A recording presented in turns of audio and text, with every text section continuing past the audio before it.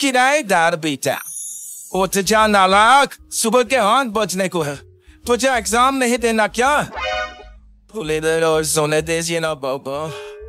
तू उठता या फिर मैं तेरे ऊपर पानी फेंकू? वो उस गधों की तरह सोता रहता है, पेपर की कोई टेंशन ही नहीं है। और एक हमारा समय था जब हम पेपर में फेल होने के डर से रात भर पढ़ा करते थे, सो ही नहीं पाते थे। तो क्या आप इसका बदला मुझसे लेंगे? वो तेरा बहादुर जाऊंगा, प्लीज जाइए, मुझे डिस्टर्ब मत कीजिए। इतना कहकर रौनक रजाई ढककर फिर से सो जाता है। तो ऐसा नहीं माने को, हुक, मैं अभी पानी लेकर आता हूँ।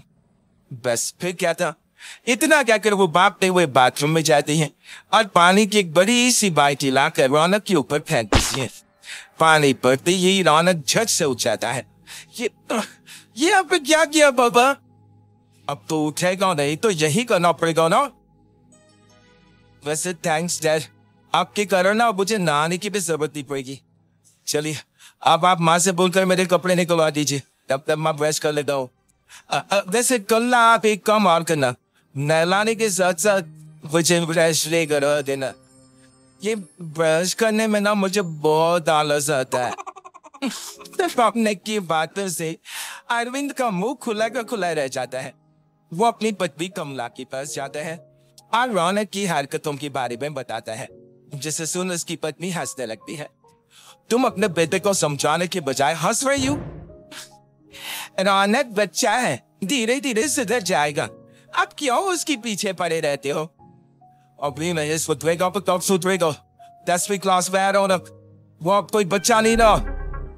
अरविंद की इतना बोलते ही बाहर रौनक भी आ जाते हैं। क्या डैड, मैंने आपको एक काम दिया था, वो भी नहीं हुआ आपसे। अरे क्या हुआ बेटा?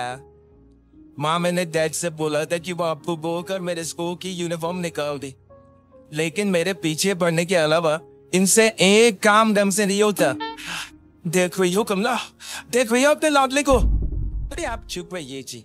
चलो बेटा, मैं तुम्हें कपड़े निकाल कर दे देती हूँ। बस ऐसे ही साल पर साल बीतते जाते हैं, लेकिन रौनक के रवैये में कोई बदलाव नहीं आता।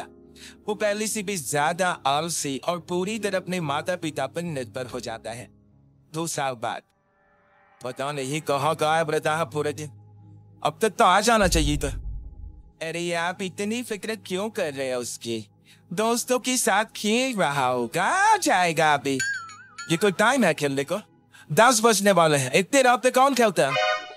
कमला कुछ कहती उससे पहले ही रौनक बाहर आ जाता है।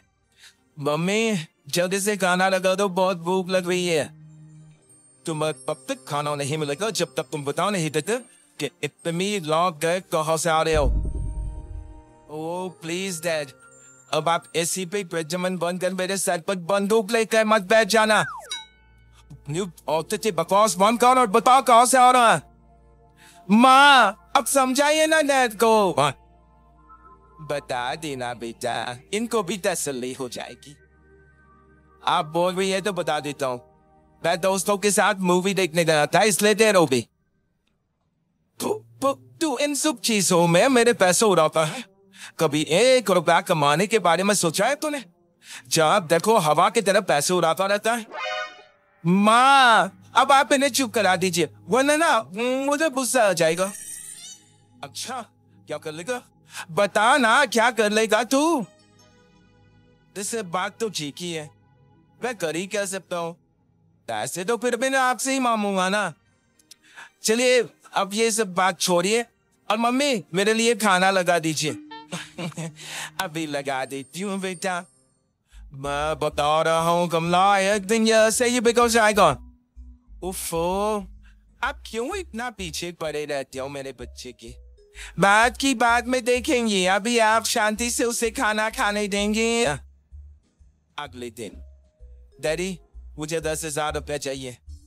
हाँ? अब इतने पैसे क्यों चाहिए तुझे?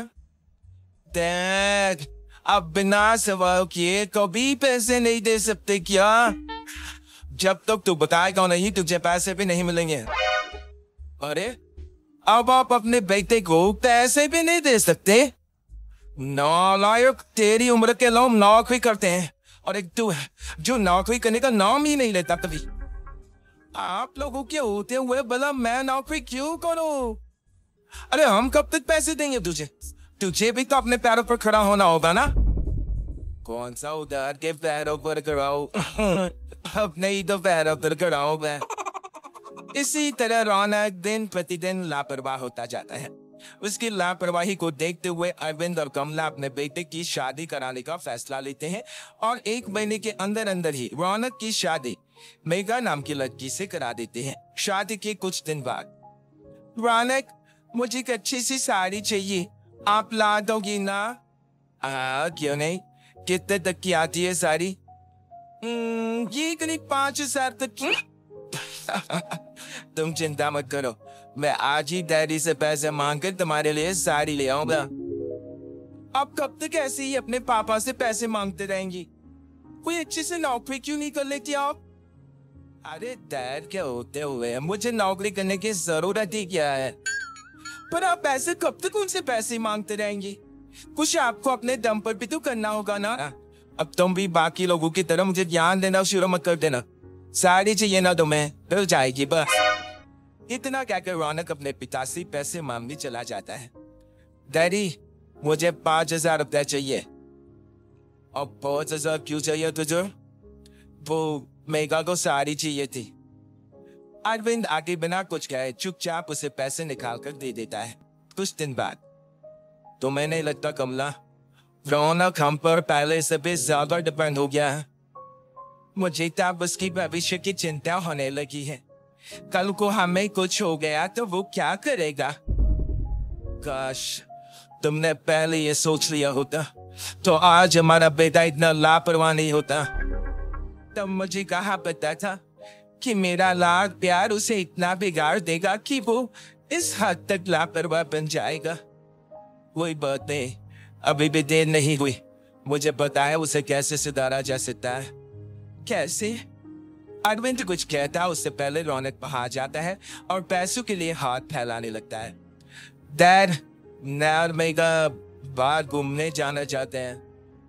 अरे वाह, यार सूरज क्रॉस हो निकला। Dad please. अच्छा चलो मुद्दे की बात करो। मुझे अब 25,000 चाहिए। अब तुम्हें 1 रुपया भी नहीं मिलने वाला। अगर तुम्हारे पैसों की इतनी ही जरूरत है तो कोई ढंग की नौकरी कर लो। मम्मी आप कुछ कहिए ना डैड को। बेटा वो गलत क्या बोल रहे हैं? ये सब हम तेरे भले के लिए ही तो कर रहे हैं। मम्मा मैंने बताया ना आपको, मुझे नहीं करनी कोई जॉब वॉब। पक्की का देखो जाओ हमारे घर से। तुम्हारे जैसे लोगों के लिए मैंने ये घर खड़ा नहीं किया है। जितना ये घर आपका है ना उतना ही मेरा भी है। नया कहीं नहीं जाने वाला। जाना तो पड़ेगा है तुझे, क्योंकि अब मैं तेरा कोई भी खर्चा नहीं उठाने वाला। ठीक है मत उठाइए मेरा खर्चा, मैं अपने दम पर भी जी सकता हूँ। तो बेशर्मों की तरह अब तक यहाँ क्यों खड़ा है? अपना सामान ले और निकल जाए यहाँ से। रौनक पैर पटकते हुए वहां से चला जाता है। घर से निकालना जरूरी है क्या उससे? बिना पैसों की कौन रखेगा उसे किराए पर? अगर उसका भविष्य सुधारना है तो हमें अपने दिल पर पत्थर रखकर ये कदम उठाना ही होगा। दोनों बात कर रहे होते हैं कि रौनक अपनी पत्नी के साथ एक बड़ा सा बैग लेकर घर से निकल जाता है, लेकिन घर से बाहर उसे कोई भी मुफ्त में अपने घर किराए पर नहीं रखता। अंत में थक हार कर वो फिर से अपने घर चला जाता है। क्या हुआ? थोड़ी देर पहले तो दहाड़ती हुए घर से निकला था, अब क्या हुआ? मैं रखा मैं किसी ने तुझे किराए पर? डैड प्लीज, मैं कुछ दिनों में कोई अच्छी सी नौकरी शुरू कर दूंगा। आप तब तक तो हमें रख लीजिए प्लीज। सुबह से रात हो चुकी है लेकिन कोई हमें रखने को राजी नहीं है। अब आप ही बताइए इतनी रात को मैं मेघा को लेकर कहाँ जाऊंगा? ठीक है, बहू की वजह से मैं तुझे घर पर रख रहा हूँ, लेकिन तू इस घर में एक बेटे की नहीं बल्कि एक किराएदार की हैसियत से रहेगा। 3 महीने है तेरे पास। इन 3 महीनों के अंदर अंदर मुझे तेरी पहली तनख्वाह हाथ में चाहिए, समझ गया? पक्का डैड, इन 3 महीनों के अंदर अंदर तो वही बढ़िया से नौकरी ढूंढ ही लो मैं। ऐसे ही धीरे धीरे समय बीतने लगता है और अरविंद के दिए 3 महीनों में से 2 महीने बीत चुके होते हैं। पापा जी ने हमें 3 महीने दिए थे, जिसमें से 2 महीने तो बीत चुके हैं। अब ये आखिरी महीना बचा है। अरे तुम चिंता मत करो, आज मेरा ना 2 जगह इंटरव्यू है, दोनों में से कहीं ना कहीं तो जॉब लग ही जाएगी। अच्छा, all the best. Raunak interview के लिए निकल जाता है, जिसके बाद शाम में रौनक घर आता है। कैसा गया इंटरव्यू? आपकी नौकरी लगी है नहीं? अरे पहले सांस तो ले लेने दो अच्छे से। बताइए ना, मुझसे तो जरा भी इंतजार नहीं हो रहा है। वो दरअसल बात यह है कि मेरी नौकरी तो लग चुकी है, लेकिन पैसे बहुत कम है। कितने पैसे हैं? 15,000। इतने में अरविंद और कमला मिठाई का डिब्बा लेकर आ जाते हैं।